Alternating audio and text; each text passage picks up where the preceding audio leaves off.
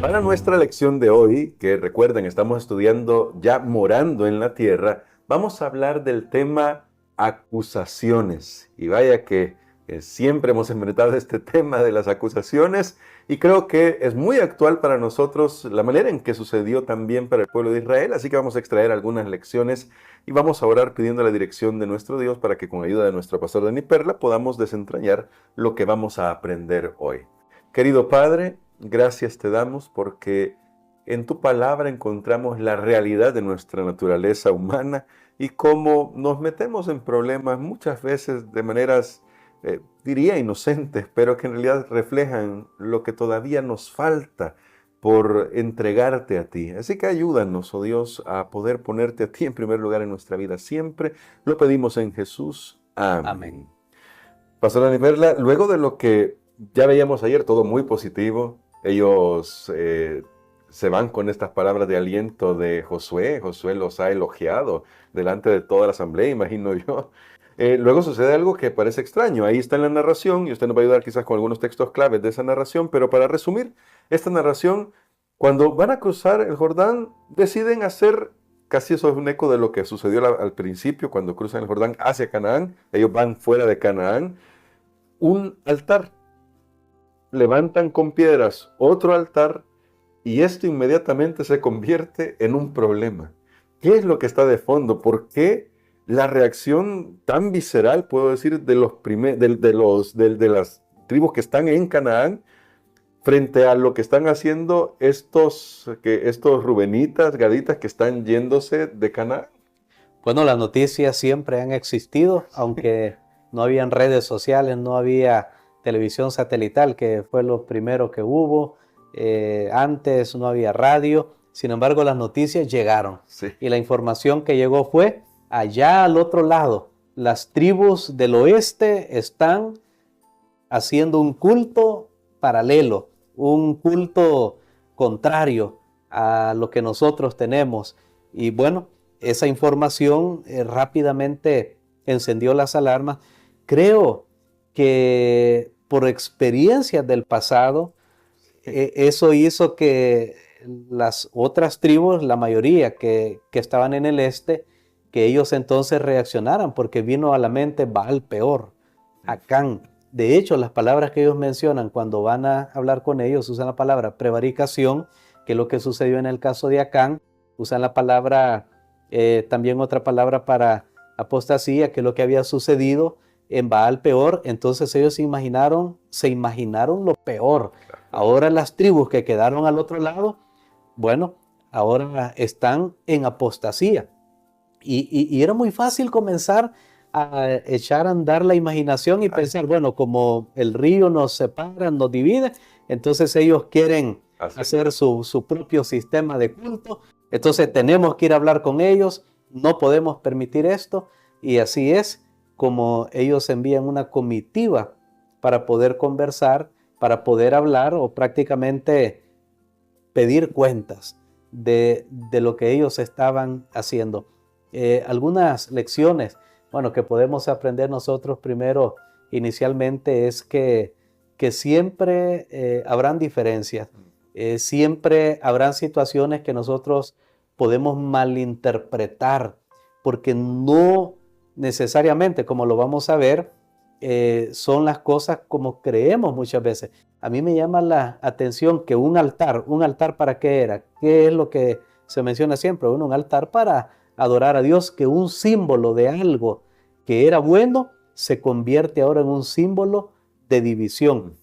Noten qué interesante, algo que era para adorar a Dios ahora y que daba identidad al pueblo, ahora se convierte en algo para división. Noten que aún cosas buenas que podemos hacer, cosas que creemos que estamos haciendo correctas, para otro puede ser interpretado de una manera diferente y puede pensar que eso realmente es apartarse del Señor. ¿Cuál va a ser la solución? Bueno, hay que venir y hablar.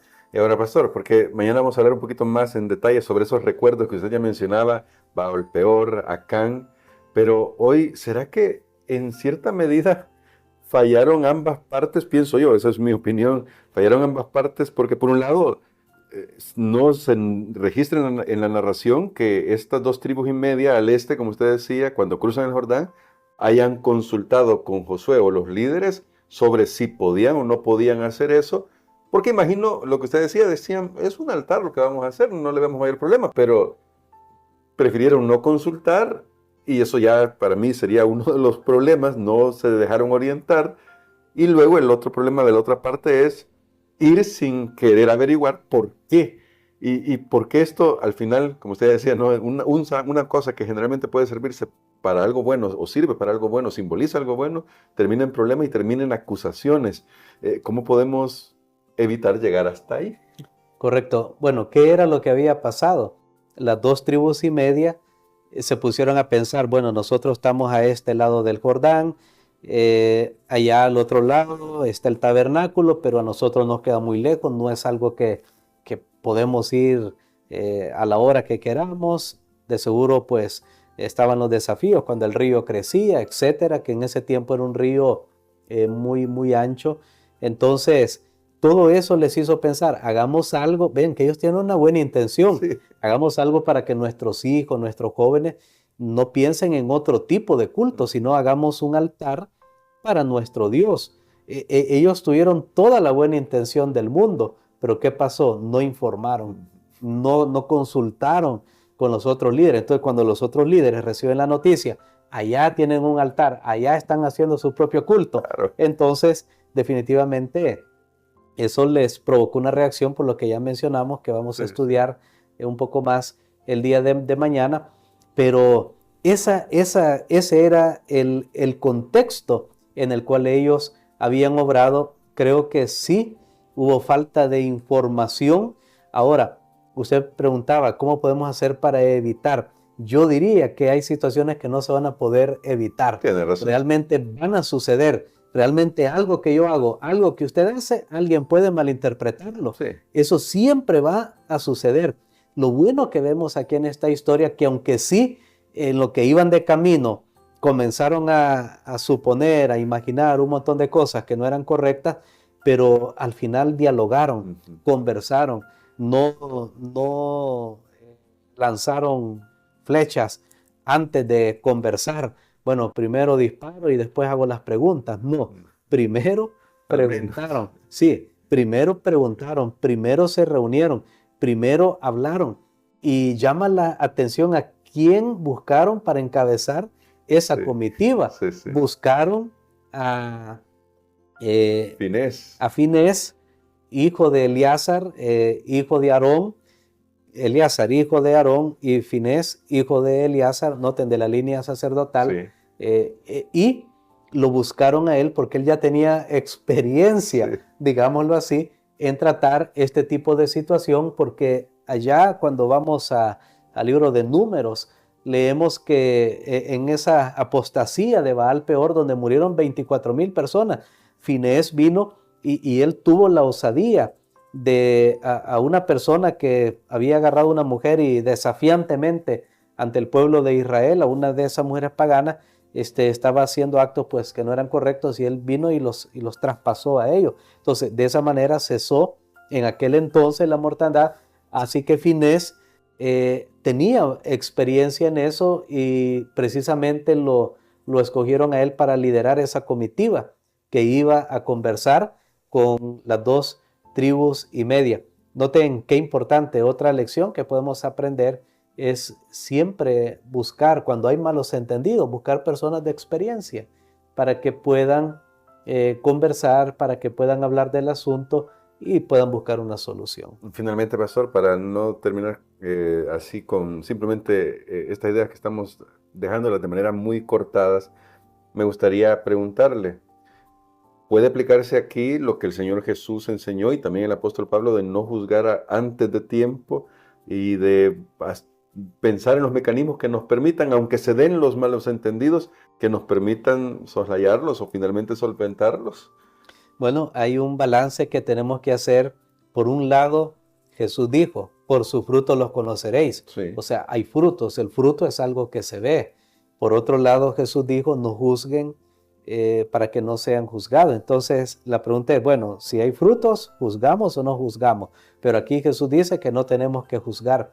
Creo que aquí las palabras de Jesús pueden ser interpretadas, depende de tu intención. Si tu intención al ver los frutos, al juzgar los frutos, ver y juzgar los frutos de otras personas, si tu intención es condenar, es destruir, entonces no tienes que juzgar. Ahora, si tu intención es ayudar, corroborar, entonces tú puedes ver los frutos y entonces tú vas a llegar a una conclusión, y si ves que el fruto es malo, entonces tú te apartas. Pero noten que al final tiene que ver con la intencionalidad. Cuando Jesús dice, no juzguéis para que no seáis juzgados, Él habla incluso acerca de la salvación. Decirle a alguien, mira, ya tú estás perdido, yo creo que es muy atrevido, porque habrán grandes sorpresas en el cielo. O que alguien asevere y diga, yo ya estoy salvado. Bueno, uno puede decir por la fe y por la gracia de Dios, yo estoy salvado hasta este momento, pero yo no puedo decir si en 10 años yo voy a estar salvado, no sé. Cada día tenemos que vivir, un día a la vez es la salvación, pero el punto es que debemos tener mucho cuidado. A veces, lastimosamente, hermano Gerson, podemos utilizar hoy los medios de comunicación para acusarnos mutuamente, condenar a otros, hablar mal de otras personas, incluso decirle a esas personas que están haciendo una obra de Satanás. Y ahí podemos caer en la blasfemia contra el Espíritu Santo, porque eso fue lo que pasó con Jesús. Cuando lo acusaron a él, cuando él habló su sermón o su mensaje sobre la blasfemia del Espíritu Santo, fue porque los líderes religiosos le estaban atribuyendo lo que Jesús hacía a Satanás. Amén. Y decían que era la obra de Satanás cuando era la obra de Dios. Tengamos mucho cuidado en pensar que otros están haciendo la obra de Satanás solo porque están haciendo algo que a mí no me ha llegado una luz, o a mí no me parece, o me parece que debe ser hecho de otra manera. Tengamos mucho cuidado. No hay que ser tan rápidos para llegar a conclusiones definitivas. Hay que hacer lo que hicieron ellos. Hablemos, conversemos, miremos antes de poder juzgar definitivamente. Y aún así, me llama la atención lo que dice el apóstol Pablo: hasta la venida de Jesús es que cada uno recibirá del Señor la aprobación o desaprobación. Él es el que va a decir totalmente, bueno, mira, la obra que se hizo acá, o esta persona hizo lo correcto o no hizo lo correcto. Hasta allí. Ahora nos toca entendernos, trabajar juntos, colaborar juntos, y seguir luchando juntos, porque todavía tenemos una gran misión, como lo mencioné ayer. La nuestra es una misión mundial que todavía no ha concluido y que todavía es inmensa, y que solo con el poder de Dios y solo si nos unimos vamos a poder finalizar. Es más, Dios va a finalizar a través de nosotros. Así es. Así que, pastor, quiero que ore por nosotros por eso, para que lo tengamos presente en nuestro desarrollo diario, en nuestra vida diaria, en la iglesia, en el trabajo, en la familia. Amén. Padre, gracias te damos, Señor, por la oportunidad magnífica que nos das de estudiar esta lección. Gracias porque nos permites examinarnos a nosotros mismos y ver por qué razón sentimos algo contra nuestro prójimo. Ayúdanos, Señor, para juzgar con justo juicio, y ayúdanos, Padre, para que todo lo que hagamos sea de corazón, no para los hombres. Lo pedimos en el nombre de Jesús. Amén.